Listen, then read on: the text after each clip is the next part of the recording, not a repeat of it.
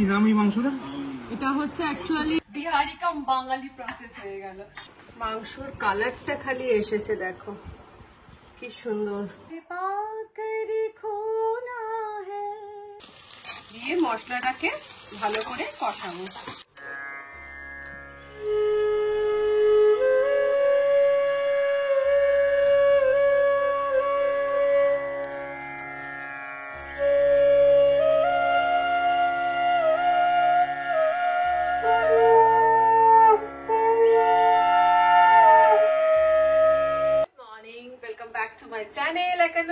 আশা করি তোমরা সবাই খুব ভালো আছো, আমরাও ভালো আছি।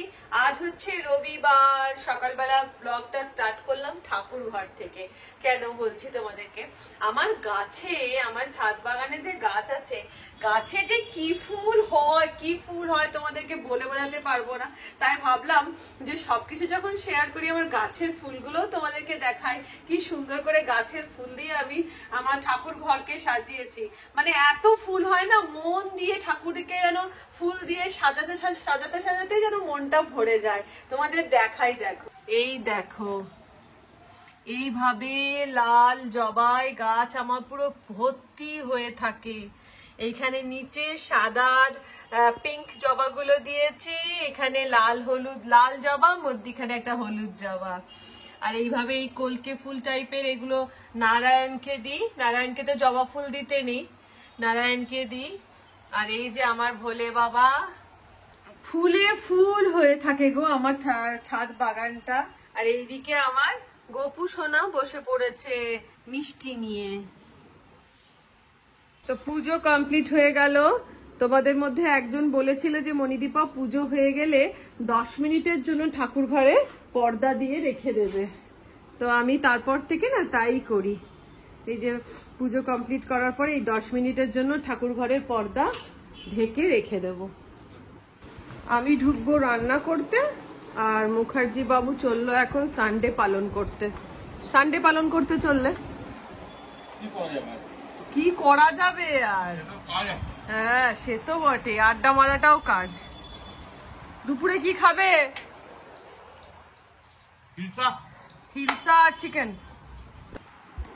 পুজো কমপ্লিট হয়ে গেছে, মুখার্জি বাবু ব্রেকফাস্ট করে চলে গেল আড্ডা স্থলে। দেখলেই সানডে মানে তো ছেলেদের শুধু আড্ডাই আড্ডা, কি মজা কি মজা। আমাদের তো আর কোনো আড্ডা নেই, সকাল থেকে রাত পর্যন্ত শুধু অনলি কাজ, অনলি কাজ। এই হচ্ছে মেয়েদের জীবন। তো এবারে রান্না বান্নায় ঢোকা যাবে। আর সকাল থেকে আজকে আমাদের কি হচ্ছিল জানো তো, আমাদের পাড়াতে সুমিতের এক বন্ধু আছে, তার এখনো বিয়ে হয়নি আর কি, কোনো কারণে সে বিয়ে করেনি। তো এতদিনে আমরা সবাই মিলে তাকে ধরেছি যে বিয়ে করতে হবে। সুমিত বা পাড়ার আর সবাই, সুমিতের যারা বন্ধুরা আছে। তো সকালবেলা, রবিবার সকালবেলা তো সবাই একটা মোটামুটি লাইট মুডেই থাকে, সব চলে এসেছিল। তার সাথে দিদি শঙ্কর দ্বারাও চলে এসেছে। এসে নিয়ে এই যে আমার ডাইনিং টেবিলে একটা গোল মিটিং বসানো হয়েছিল, হয়ে নিয়ে ওকে কিভাবে বিয়ে দেওয়া যায়, কি করা যায়, ম্যাট্রিমনিতে প্রোফাইল খোলা, এই কাণ্ড করতে গিয়ে আমি আমার কাজে লেট করে ফেললাম। কিন্তু কাজ তো হবেই বলো, রান্না বান্না কাজকর্ম সব তো আছেই। কখনো কখনো লাইফে এইগুলো প্রয়োজন হয়, তাই না বলো? জ্ঞান বক্তৃতা তো অনেক হলো, এবারে চলে এসেছি রান্নাঘরে। এই যে মুখার্জি বাবু এখানে ইলিশ মাছটা জলে দিয়ে রেখেছে, এখানে চিকেন জলে দিয়ে রেখেছে। কারণ রবিবার আবার মাংস ছাড়া না আমার ভালো লাগে না। ছোটবেলা থেকে আমি একটুখানি রবিবার দিন মাংস খেতেই ভালোবাসি। তো চিকেনটা ধোয়া আমার কমপ্লিট হয়ে গেল। খাবো কতটা তার নেই ঠিক, কিন্তু খাবো হয়তো 2 পিস, কিন্তু আমার মাংস রবিবার দিন চাই। আর এখানে দেখো 2 পিস ইলিশ মাছ বার করে রেখেছি, এটা জাস্ট একটু ভাজা করব। তো শর্টে শর্টে মেনু, সেটা হচ্ছে ইলিশ মাছ ভাজা গরম গরম ভাতের সাথে তেল দিয়ে, আর তার সাথে হবে চিকেন। আমি যেহেতু বিহারের মেয়ে বলতে গেলে বিহার নয়, ঝাড়খণ্ডের মেয়ে। আগে আমার বিয়ের সময় তখন এটা বিহারই ছিল, এখন আর বিহার নেই, এখন ঝাড়খণ্ড হয়ে গেছে। তো আমাদের ওখানকার স্পেশাল চিকেন মানে হচ্ছে বিহারি চিকেন, তোমাদের সাথে আজকে আমি শেয়ার করব। তো আর এটা আমি করব কিন্তু প্রেসার কুকারে, যেটা চটজলদি হয়েও যাবে। মানে হাতে সময় না থাকলে চটজলদি চিকেন করতে গেলে এই বিহারি চিকেনটা করতে পারো এই আমার স্টাইলে। তো চলো এবার রেসিপিটা স্টার্ট করা যাক। চিকেনটা ধুয়ে আমি এর মধ্যে অ্যাড করে দিলাম হচ্ছে 1 চামচ মতন হলুদ গুঁড়ো। আর 1 চামচ মতন লঙ্কা গুঁড়ো আর অল্প একটু সর্ষের তেল, অল্প কিন্তু, দিয়ে আমি চিকেনটাকে ভালো করে মাখিয়ে রেখে দেবো। আর কিচ্ছু নয়, মানে শুধু লঙ্কার গুঁড়ো, হলুদ গুঁড়ো আর অল্প একটু সর্ষের তেল দিয়ে আমি চিকেনটাকে মাখিয়ে কিছুক্ষণের জন্য ম্যারিনেট করতে রেখে দিলাম। আর এই সময় কিন্তু নুন একদমই দেওয়া চলবে না, কারণ নুন দিলে কিন্তু চিকেন থেকে জল ছেড়ে যাবে, তাই শুধু এই দিয়ে ম্যারিনেট করে রেখে দিতে হবে। এবারে একটা প্যান বসিয়ে আমি দিয়ে দেবো এর মধ্যে কিছুটা সর্ষের তেল। তেলটা গরম হতে আমি ওই হলুদ মাখানো চিকেনটাকে একে একে ভেজে নেব।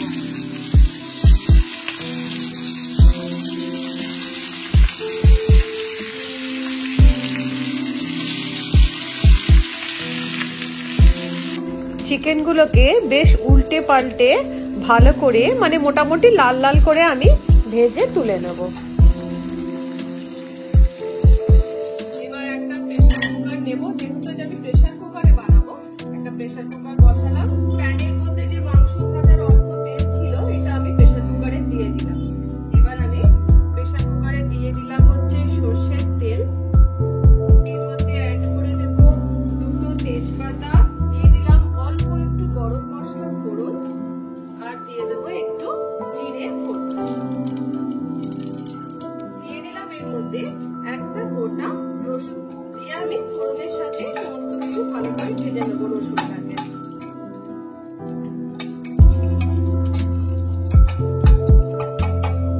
আমি দিয়ে দেবো এর মধ্যে পেঁয়াজের কুচি। আমার 1 কিলো মতন চিকেন আছে, আমি এর মধ্যে দিয়ে দিলাম 500 মতন পেঁয়াজ কুচি, দিয়ে এটা আমি হালকা ফ্রাই করব।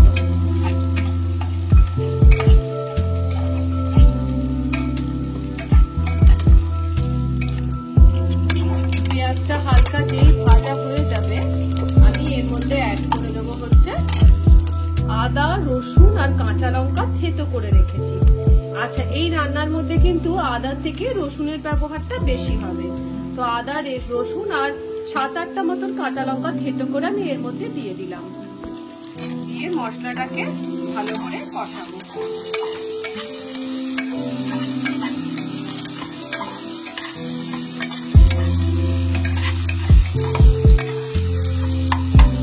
পেঁয়াজ, রসুন, আদা একটু ভাজা যেই হয়ে যাবে এর মধ্যে অ্যাড করে দেবো হলুদের গুঁড়ো 1 চামচ, কাশ্মীরি লঙ্কার গুঁড়ো 1 চামচ আর ধনে গুঁড়ো 1 চামচ, দিয়ে মশলাটাকে আবার ভালো করে ফ্রাই করে দেবো।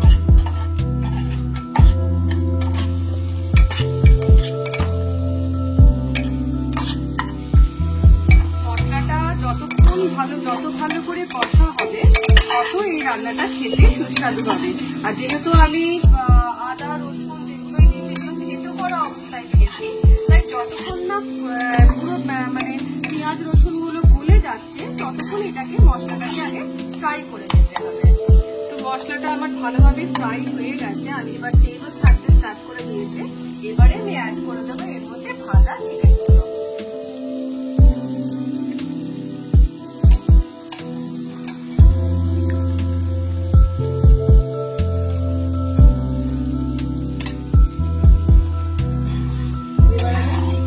এটাকে সুন্দর করে ভালো করে ধৈর্য ধরে কষাবো।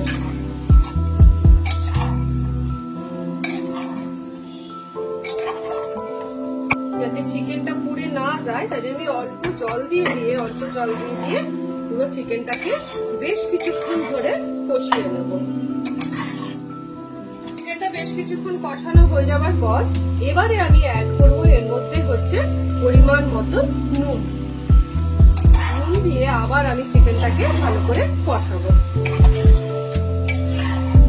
দেখো মাংসটা কি সুন্দর কালার এসছে আর ভালোই তেল ছাড়তে স্টার্ট করে দিয়েছে। এবার আমি এর মধ্যে অ্যাড করে দেবো হচ্ছে গরম জল। খুব বেশি ঝোল হবে না এই চিকেনটা, অল্প করে জল দিয়ে দিলাম। আচ্ছা, এই চিকেনটা কিন্তু একদমই আলু পড়ে না, বিহারি চিকেনে কখনোই আলু পড়বে না, কিন্তু আমার বাড়িতে চলে না আলু ছাড়া মাংস। তাই জন্য আমি বাধ্য হয়ে এই চিকেনের মধ্যে মিশিয়ে দিলাম এই যে আলু। কারণ মুখার্জি বাবুর আবার মাংস খেতে গেলে তার আলুটাই তার বেশি পছন্দ, যদিও আমাদের বাঙালিদের তাই বলা, মাংসর আলুটাই বেশি ভালো লাগে। তো মিশিয়ে দিলাম আলু, বিহারি কাম বাঙালি প্রসেস হয়ে গেল। যাই হোক, তো আলুটা তোমরা এখান থেকে পুরো সম্পূর্ণরূপে স্কিপ করে যাবে। তো আমি দিয়ে দিলাম এর মধ্যে আলু। এবারে আমি প্রেসার কুকারের লিডটা বন্ধ করে দিয়ে দেবো 2টো সিটি। 2টো সিটি হয়ে যাওয়ার পর আমি ওপর থেকে দিয়ে দিলাম একটু গরম মশলা বাটা, দিয়ে আমি এটাকে ঢাকা দিয়ে কিছুক্ষণ রেস্টিং টাইমে রেখে দেবো। কি এটা?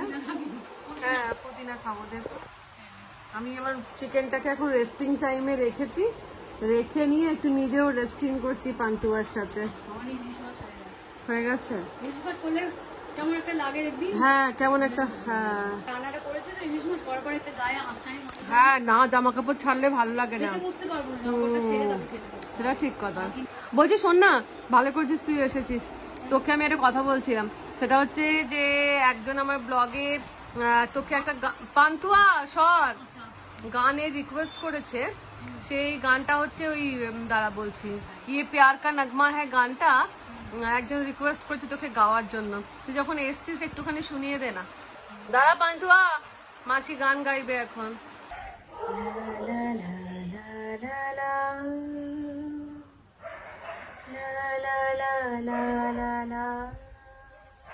कुछ पाकर खोना है, कुछ खोकर पाना है, जीवन का मतलब तो आना और जाना है, दो पल के जीवन से एक उम्र चुरानी है, जिंदगी और कुछ भी नहीं, तेरी मेरी कहानी है, एक प्यार का नगमा है, मौजों की रवानी है, जिंदगी और कुछ भी नहीं, तेरी मेरी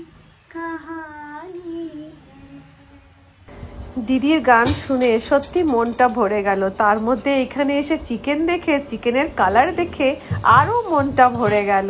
চিকেনের রংটা দেখো কি সুন্দর হয়েছে, আর তার মধ্যে দেখো গোটা রসুনটা পুরো কিন্তু যেমনকার তেমন অ্যাজ ইট ইজ আছে, আর আলুগুলোও সেদ্ধ হয়ে গেছে খুব ভালো, আর চিকেনটাও দেখো খুব সুন্দরভাবে নরম হয়ে সেদ্ধ হয়েছে। এবার এটা নিয়ে যাচ্ছি হচ্ছে আমাদের খুদবাবু শঙ্করদার কাছে। ওরা খাচ্ছিস?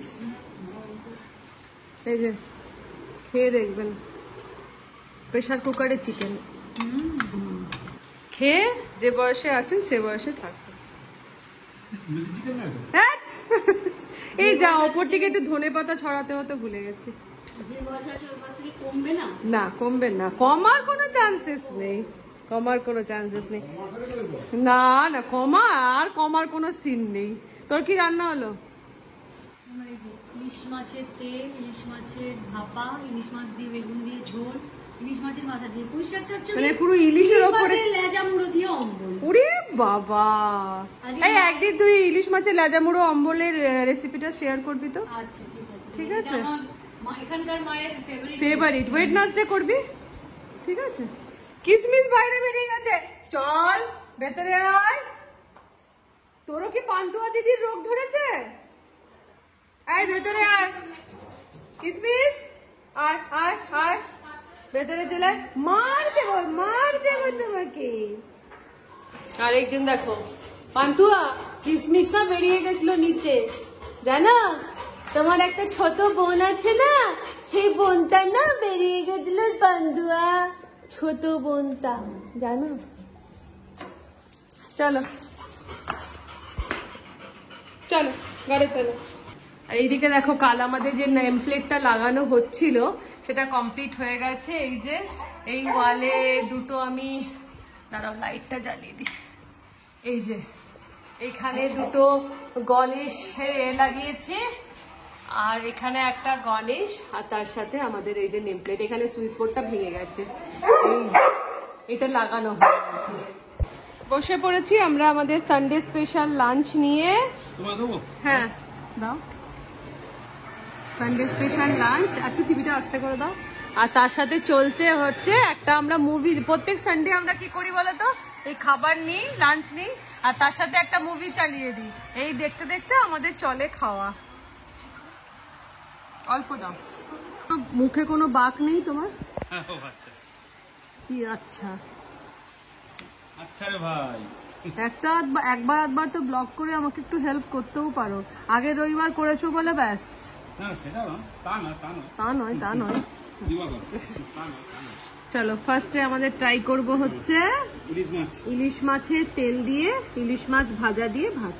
অল্প তেল দেবে, বাস বাস বাস বাস। এ নিয়ে আর কিছু বলার নেই। ইলিশ মাছ নিয়ে কি বলবো? হ্যাঁ, ইলিশ মাছ নিয়েই বক্তব্য। সত্যি কথাই, ইলিশ মাছ নিয়েই একটা বক্তব্য।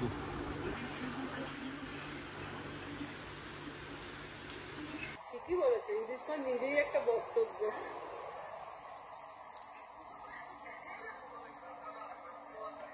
নেক্সট নিয়ে নেবো আজকের আমাদের সোস টপার, চিকেন।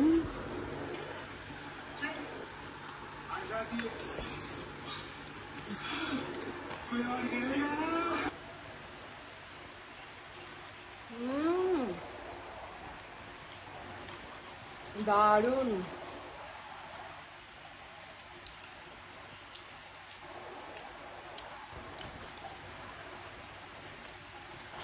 মাটনের সাথে হার মানিয়ে দেবে।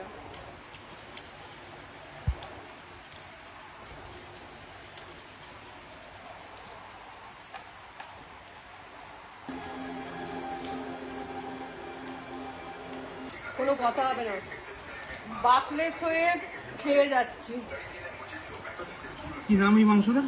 এটা হচ্ছে অ্যাকচুয়ালি প্রেসার কুকারে বিহারি চিকেন, একটা গোটা রসুন রয়েছে। এটা আমাদের ওখানকার মানুষরা এইভাবে চিকেনটা খুব বেশি খায়।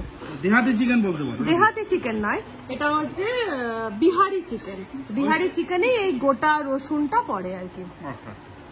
কেমন লাগছে? অন্যরকম, টেস্টটা অন্যরকম।